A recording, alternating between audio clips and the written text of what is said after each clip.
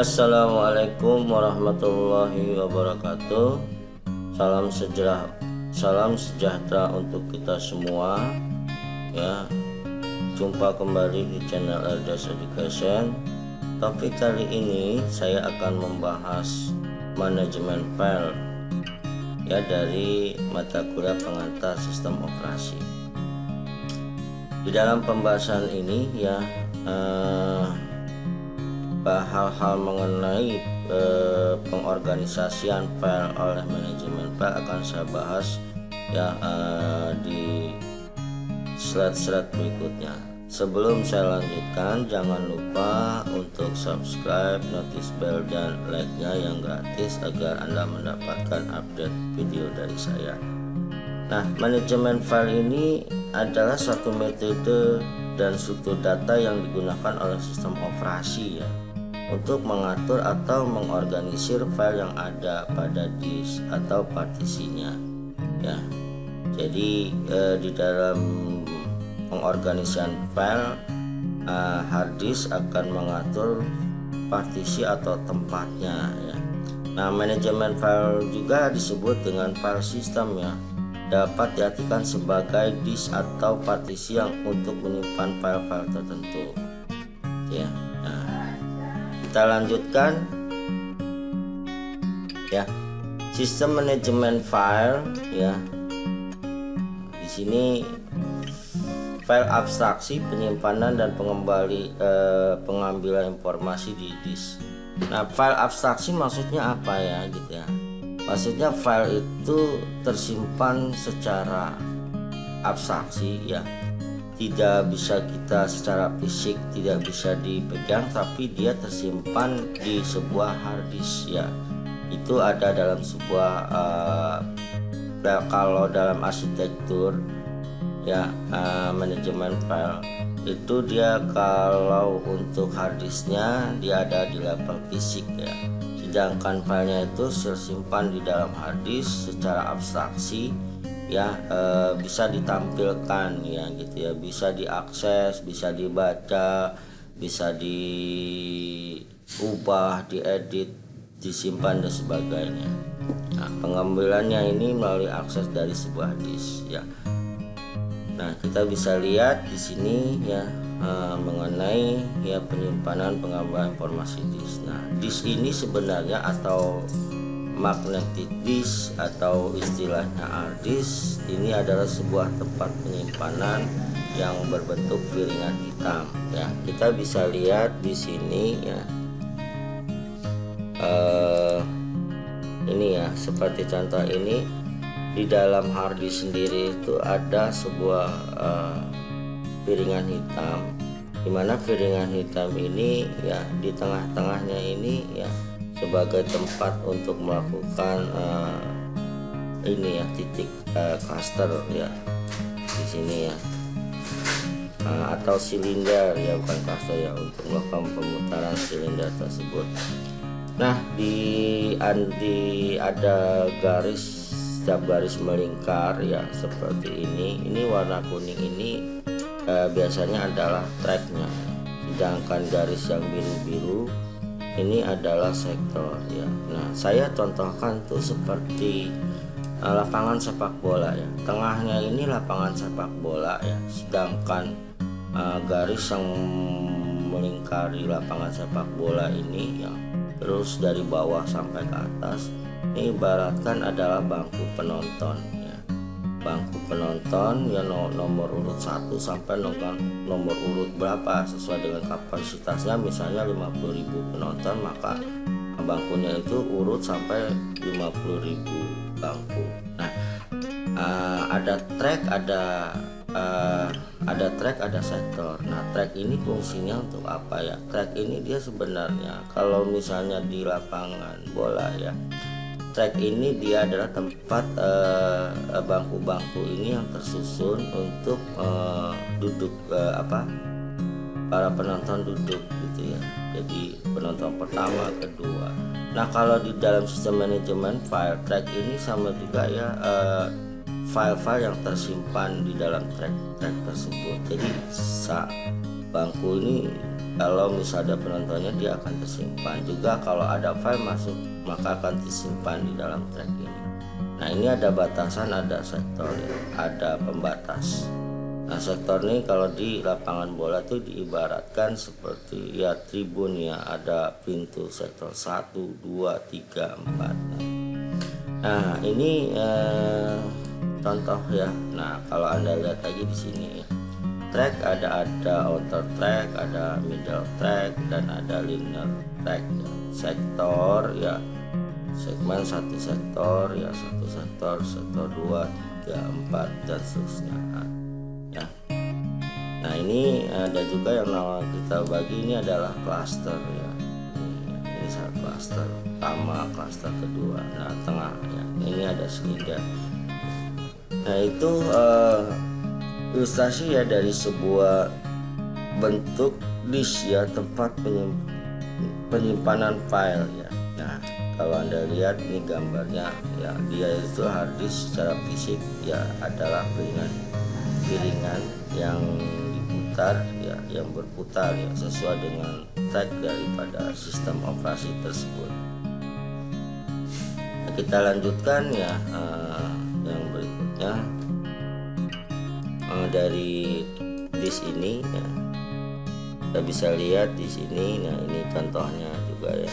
Nah hard disk ini terdiri beberapa sektor ya. Nah kalau misalnya hard disk kita ada bad sektor, berarti ada sebagian sektor di hard disk yang rusak. Nah ini bisa nanti kita lakukan recovery melalui defragmentasi gitu ya, untuk untuk kita merecovery bad sektor tersebut. Kita lanjutkan di sini ya. Kita lanjutkan yang berikutnya. Nah yang berikutnya adalah sifat filenya itu adalah persistent ya, maksud ya, persisten, informasi dalam file tetap ada ya, walaupun satu dia dimatikan. Nah file-file yang tersimpan di dalam disk ya, dia itu tetap ada ya, walaupun komputernya dimatikan. Tiba-tiba kita menggunakan komputer, listriknya mati gitu ya, maka file itu tersimpan dengan utuh dan aman ya. Dan sekarang pun ya, kalau kita mengetik di MS Office seperti di Word ya, Excel, pada saat kita mengetik belum disimpan, dia masih bisa memberikan penyimpanan ya di dalam memori di memori komputer tersebut ya. Sifatnya ini adalah persisten, informasi dalam file tetap ada ya, walaupun tidak dimatikan. Nah berikutnya adalah size ya. File yang besar ya, berikutnya shareability ya, yang di-share, diakses ya kepada user ya, yang digunakan oleh banyak proses secara konkuren, secara bersamaan ya. Konkuren secara bersamaan bisa mengaksesnya ya. Misalnya contoh ya yang simpel saja, kalau komputer kita ya, komputer yang kita gunakan itu kita bisa membuka ya beberapa aplikasi sekaligus ya, seperti Office, kita buka Excel, buka database maka MS Access, atau kita buka untuk pengetikan untuk Word, terus kita buka aplikasi pemrograman ya, seperti Java ya, kita membuka C++ itu bisa ya. Dimana tergantung daripada kapasitas daripada komputer tersebut, tapi sistem operasi yang akan melakukan pengaturan. Nah lebih jauh lagi kalau kita mengakses sebuah situs ya, dimana situs tersebut bisa memberikan share ya data-data ya, akses yang diminta oleh user ya. Begitu banyak user yang bisa mengakses sebuah situs ya, dengan prosesnya pun secara bersama-sama ya. Nah inilah gambaran daripada sistem manajemen file ya.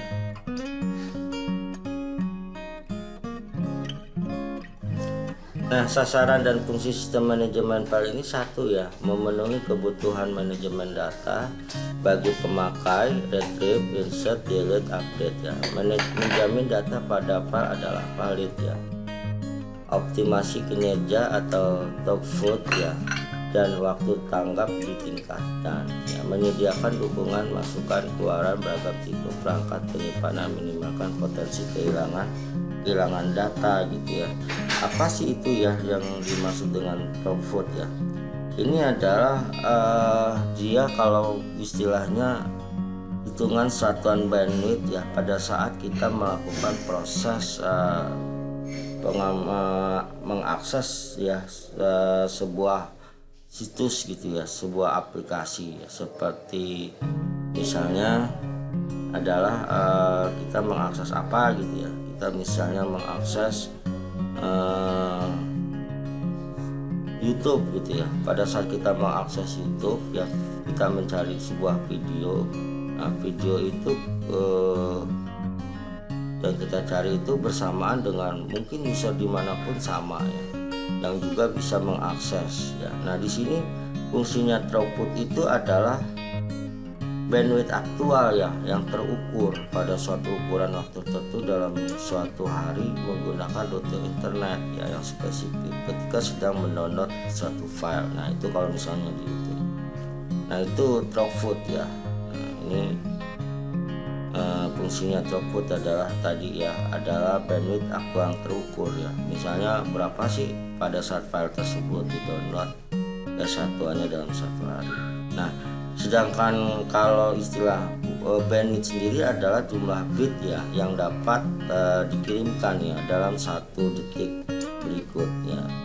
Nah, itu jadi memang prinsipnya itu ada hampir kesamaan antara bandwidth dengan throughput ya. Nah, di sini jadi user atau pemakai ya, kebutuhan manajemen datanya bisa memanggil, menginsert, mendelete atau update. Nah, berikutnya juga contoh misalnya kayak seperti aplikasi e-learning gitu ya. Nah, aplikasi learning antara seorang dosen dengan mahasiswanya. Dosen itu bisa melakukan upload data ya, bisa menambahkan materi ya, bisa memberikan menampilkan forum diskusi, forum chatting gitu ya, dimana nanti mahasiswa akan mengakses ya update-update terbaru dari dosennya tersebut ya, sehingga file-file yang di-upload, yang di-download oleh mahasiswa itu ya dengan kinerja optimasi throughput dan waktu tanggap ditingkatkan. Nah, udah pasti situs learning ini ya harus mempunyai kapasitas ya server yang memadai agar tidak terjadi down ya, atau server down pada saat diakses oleh mahasiswa sebagai pemakai. Nah, berikutnya fungsi manajemen file ya. Beberapa fungsi yang diharapkan dari pengolahan file itu adalah yaitu penciptaan ya, modifikasi dan penghapusan file ya. Nah, gitu, ya. Kedua, mekanisme pemakaian file secara bersama ya. Yang ketiga, kemampuan backup dan recovery untuk mencegah kehilangan karena kecelakaan atau dari upaya penghancuran informasi. Nah, ini ada 3 poin fungsi ini yang dalam fungsi manajemen file ini diatur nih oleh sistem operasi ya. Jadi kita sebagai pemakai kita ya membuat sebuah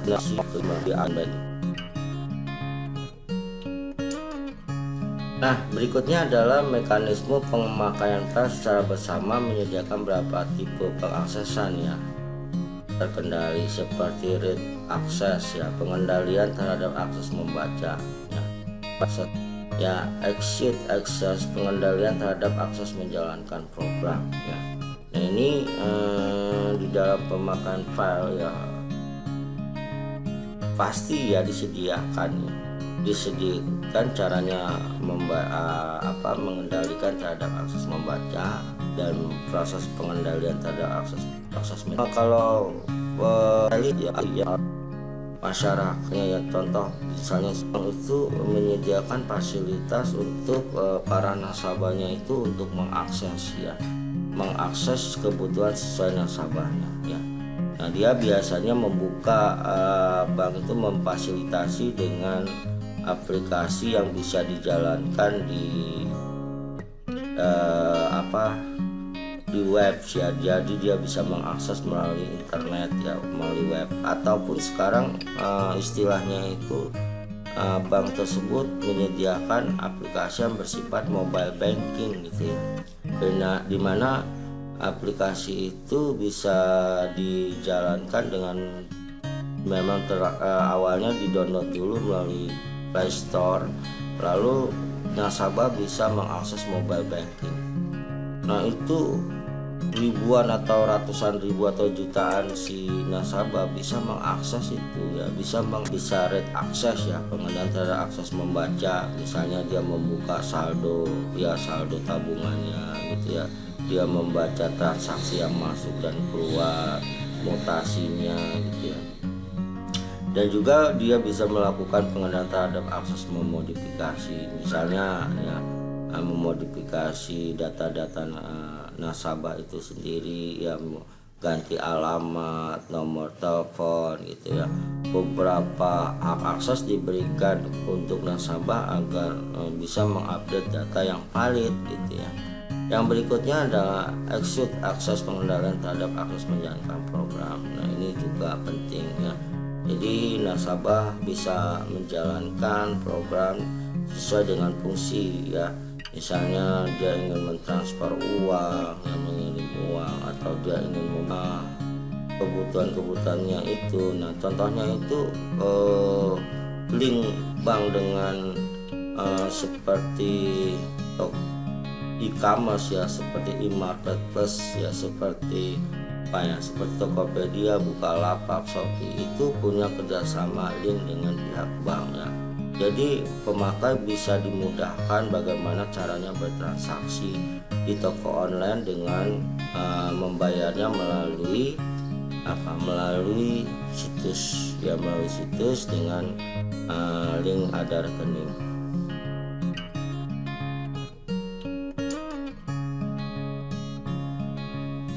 Nah, kita lihat di sini adalah arsitektur pengolahan file ya. Terdiri dari sistem akses berkaitan dengan bagaimana cara data yang disimpan pada file diakses ya.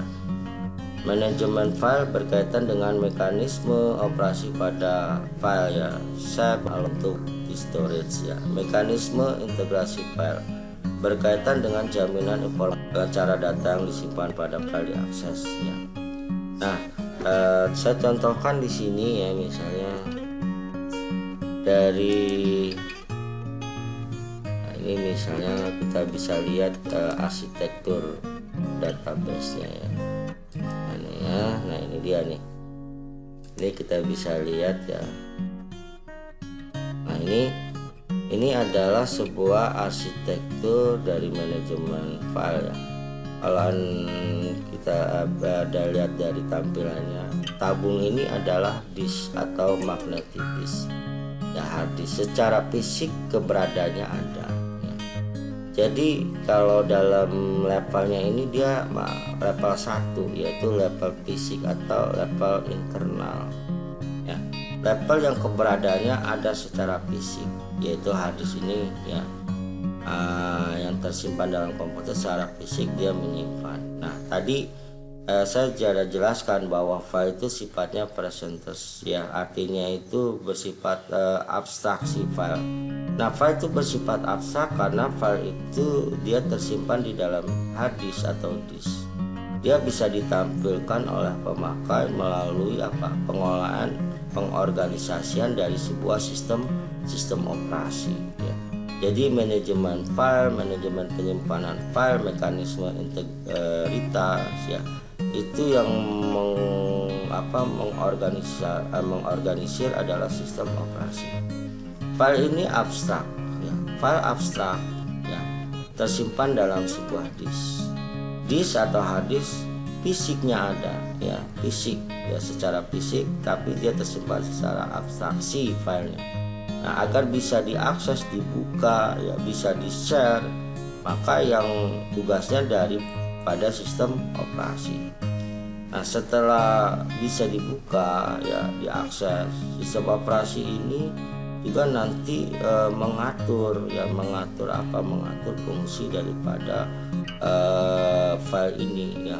Misalnya kita ingin mengakses file-file database ya, maka mungkin nanti akan dibuka aplikasi-aplikasi yang berhubungan dengan database, atau kita ingin membuka aplikasi yang bersifat Office ya, seperti Word, Excel.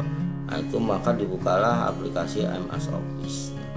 Ini semua ya, setelah sistem operasi kita menggunakan aplikasi program gitu ya, yang sudah diatur oleh sistem operasi.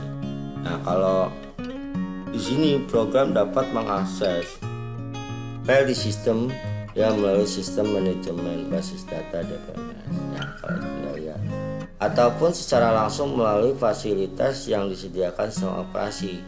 Nah, sistem operasi menyediakan manajemen file, manajemen penyimpanan file, mekanisme integritas. Nah, kita lihat. DBMS umumnya memuat database engine, diantaranya ya berisi mekanisme integritas. Nah, sistemnya akses. DBMS menggunakan fasilitas ya yang disediakan oleh sistem operasi untuk memberikan layanan-layanannya. Nah, mekanisme integritas merupakan masalah yang dilakukan baik di tingkat sistem operasi maupun di DBMS ya. Itu ya. Nah, ini mengenai arsitekturnya. Kita lanjut ya.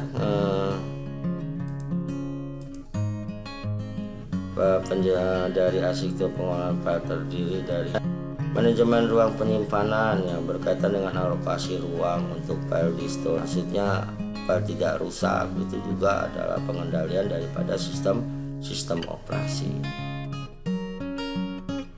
Nah, konsep sistem file, abstraksi penyimpanan dan pengambilan informasi disk. Nah, ini tadi berulang kali saya katakan kalau file itu punya sifatnya itu abstraksi ya. Artinya file secara fisik tidak bisa kita sentuh gitu ya, tapi dia bisa disimpan di dalam sebuah hard disk ya. Nah, abstraksi ini membuat pemakai tidak dibebani rincian cara dan letakkan penyimpanan informasi serta mekanisme kerja perangkat penyimpanan data. Kenapa? Karena ini semua sudah diatur oleh sistem operasi itu sendiri ya. Jadi kita hanya tinggal mengakses ya, sebagai pemakai kita mengakses, membuka ya informasi-informasi yang ada di dalam komputer tersebut. Beda ya kalau misalnya kita manajemen file kita tidak tersimpan secara komputerisasi. Misalnya manajemen file kita ini, pengarsipan kita itu sifatnya konvensional ya. Konvensional maksudnya tradisional gitu ya. Jadi kalau misalnya kita bekerja tidak ke komputer, misalnya pakai mengetik atau menulis ya, berkas-berkas kita ini agar kita baik maka kita simpan di dalam file. Mungkin nanti disimpan lagi dalam filing kabinet ya, satu rak yang kita harus susun sendiri ya, kita atur sendiri agar kita mencari file-file kita itu mudah ya. Jangan sampai file-file kita itu berantakan. Nah, kalau sudah berbasis komputerisasi, kita sebagai pemakai tidak perlu memikirkan hal itu karena sudah diatur secara organisasi file tersebut oleh sistem operasi. Pandangan, penamaan, tipe, atribut, perintah, manipulasi ya operasi ya. Jadi kita pun sebagai pemakai yang bisa membuat nama filenya apa, tipenya apa, atributnya apa, perintah manipulasinya apa, operasinya apa. Nah, ini sangat dimungkinkan sebagai user ya. Jadi di dalam sistem operasi ini ya, kita bisa bebas ya membuat sebuah penamaan penamaan filenya ya. Terus tipenya dimana misalnya ya kita membuat sebuah file misalnya membuat file nasabah ya. Nah, file nasabah itu ada nomor nasabah ya, nama nasabah, alamat nasabah ya, pokoknya yang berhubungan dengan identitas si nasabah. Tipe dan atributnya pun ya itu di pemakai ya, dibebaskan ya. Nah, hanya yang penting ketentuan daripada operasi ini ya harus mengikuti. Nah, berikutnya adalah directory ya. Directory merupakan file yang dimiliki sistem untuk mengolah struktur sistem file. File directory ini merupakan file berisi informasi mengenai file-file yang termasuk dalam directory tersebut. Ya, kalau kita lihat sini, nah sebenarnya di komputer kita ya, di komputer kita ini juga filenya itu sudah tersimpan ya, tersecara directory ya. Kita bisa lihat ini ya, kita bisa lihat di sini ya, contohnya di directory kita ya. Nah ini, nah sebenarnya kalau Anda lihat nih ya, kalau contoh di komputer ya, ini sistem operasi ini sebenarnya mengorganisir ya tempat atau partisi dari sebuah disk ya. Ada disk C ya, driver C, ada driver D gitu ya.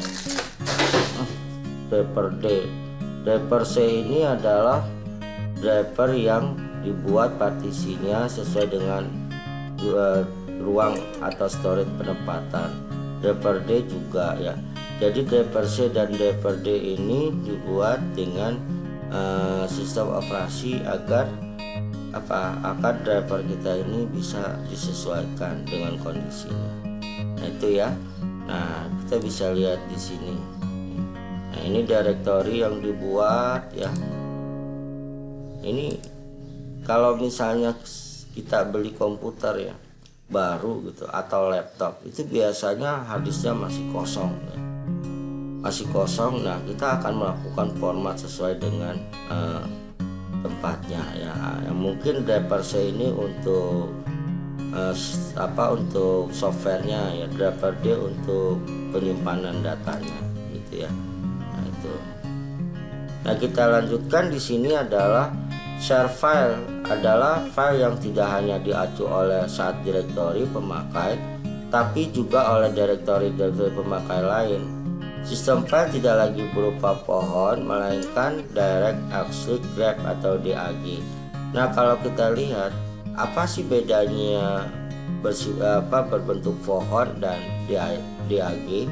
Nah pohon ini dia tuh sifatnya sentralistik, artinya kalau lihat struktur pohon itu terdiri dari akar pertama, kedua batang ya. Dari batang itu ketiga adalah ranting terakhir adalah daun adalah level terbawah dan misalnya digambarkan adalah user.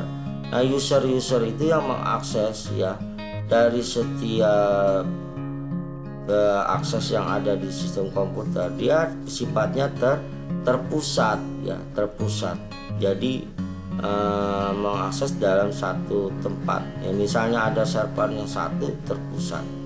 Nah sekarang ini sudah menggunakan yang namanya direct acyclic graph ya, dimana tidak lagi menjadi satu pusat tapi sudah dia sifatnya terdistribusi ya. File yang tidak hanya diacu oleh satu direktori pemakai ya, tapi juga oleh direktori pemakai lain.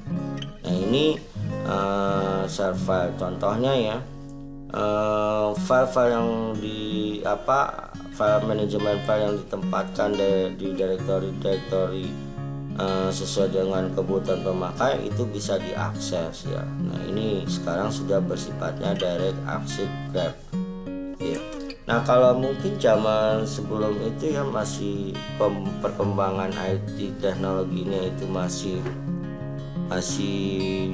belum berakses terutama internet ya, jaringan mengakses file-file tersebut masih bersifat LAN, Local Area Network.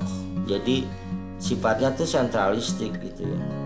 Satu server dengan men-share dari beberapa user ya. User bisa mengakses file yang ada di server tersebut gitu ya. Nah, mungkin itu contohnya ya. Jadi ataupun kalau misalnya waktu tahun 90-an atau 80-an waktu kita mempunyai komputer masih tipe yang lama seperti i386, 486. Komputer kita itu pada saat dihidupkan oleh sistem operasi ya, maka itu sifatnya terpusat ya. Folder itu hanya satu. Jadi kalau kita mau buka aplikasi spreadsheet seperti pengetikan, kita buka WordStar, tapi kita nggak bisa buka yang lain gitu. Buka untuk dulu itu namanya WordStar ya, untuk mengetik. Kalau kita buka untuk bikin table Lotus, maka kita buka aplikasi Lotus, tapi Wordnya kita harus ditutup dulu. Nah itu zaman itu. Nah sekarang dengan perkembangan sistem operasi dan perangkat kerasnya, maka sudah membentuk yaitu Directed Acyclic Graph ya. Sistem akses filenya caranya akses perangkat penyimpanan.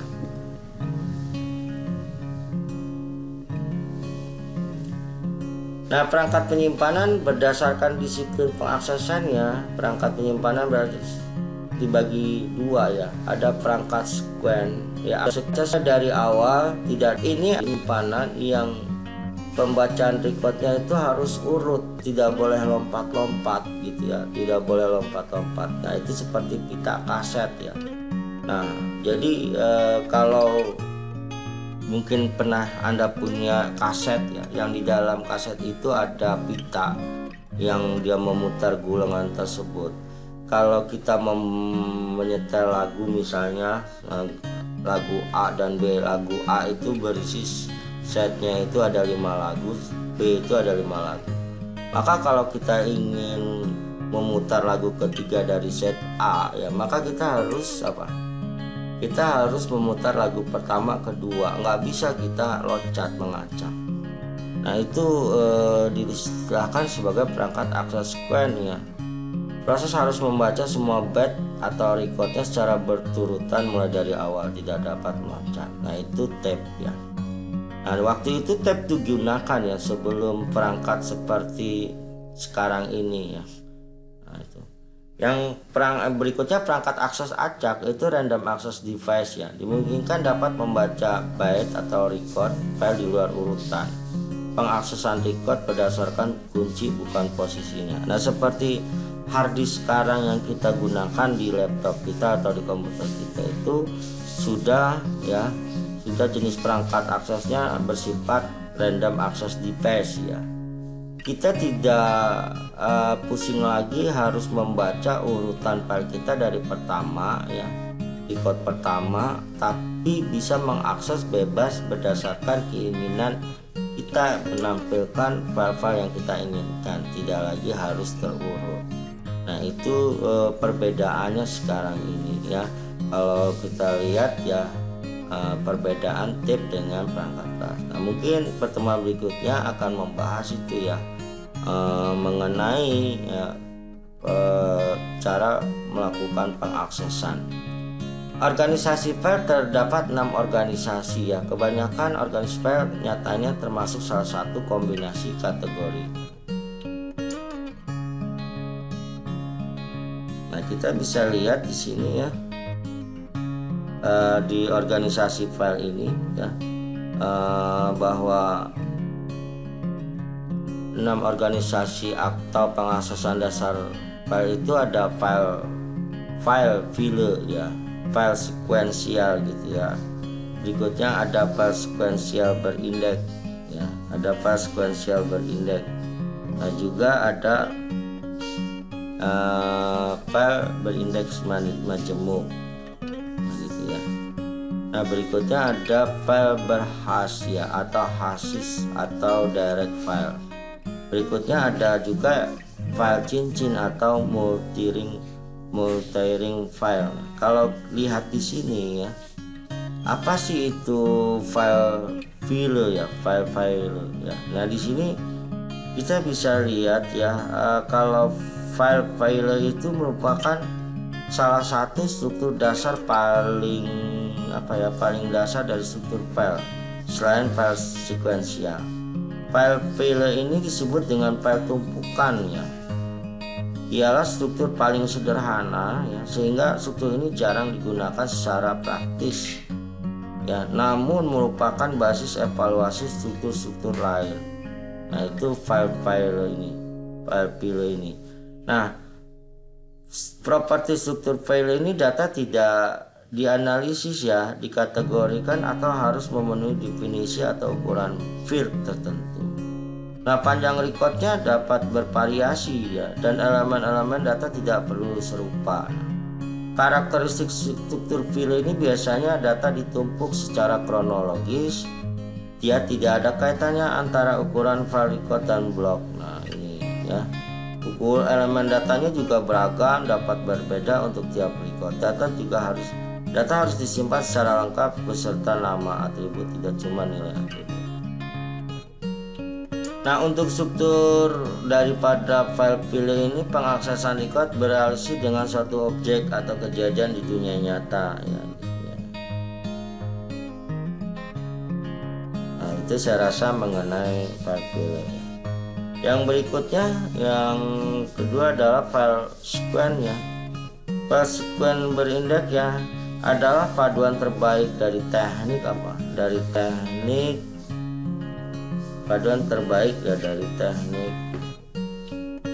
sekuensial dan random file ya.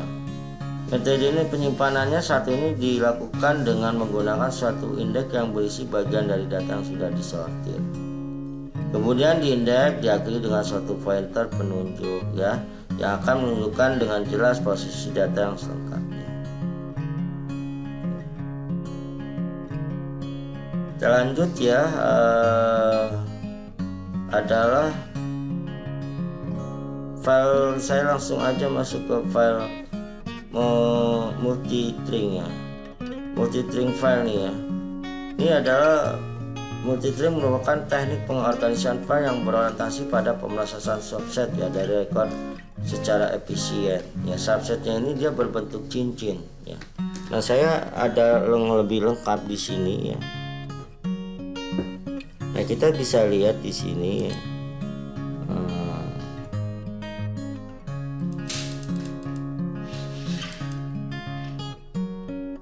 Yang kita lihat di sini pengaksesan sudah file saya.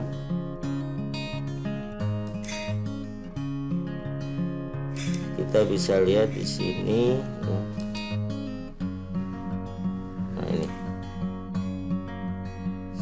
Nah ini untuk file tadi, file sequence sudah ya. Yang berikut file multi-string, tapi kita masuk dulu di sini ya, file berindeks. Indeks sequential file ini perpaduan terbaik tadi ya, teknik sequential dan random file ya. Yang tadi ada file sequence, hanya file yang berurut. Yang keempat tuh adalah file berindeks majemuk ya, pada multiple index ya file. Pembaruannya dilakukan terhadap file utama ya, bukan file overflow ya, karena record dicari lewat indeks. Maka indeks harus dinamis. Begitu terjadi pembaruan seperti kita melakukan insert, update, delete, maka indeks-indeks diperbarui mengikuti perubahan di file utama. Ya, file berhash yaitu metode penempatan ya, pencarian memanfaatkan metode hash disebut hashing atau hashing addressing. Fungsinya digunakan sebagai fungsi address ya. Fungsi hashing dapat menjadi salah satu alternatif dalam menyimpan atau mengorganisir file dengan metode akses langsung. Nah tadi nih ya yang saya jelaskan, file cincin atau multi-string file ya merupakan metode pengorganisasian file yang berorientasi pada pemrosesan subset dari record secara efisien. Nah ini ya, subset digambarkan sebagai grup ya dari beberapa record yang terdiri dari nilai atribut yang biasanya misalnya semua pekerja berbicara bahasa Prancis. Nah ini Nah, ini adalah 6 organisasi pengaksesan file secara dasar ya, yang Anda perlu ketahui. Nah, di dalam sistem operasi ya, materi lanjutannya tentang pengorganisasian akses file itu kan kita bahas lebih detail lagi ya. Ini masih dalam poin pengenalan mengenai secara teori tentang file filer, file sequence berindeks, file berindeks majemuk, file berhash, dan file cincin atau multi-ring file.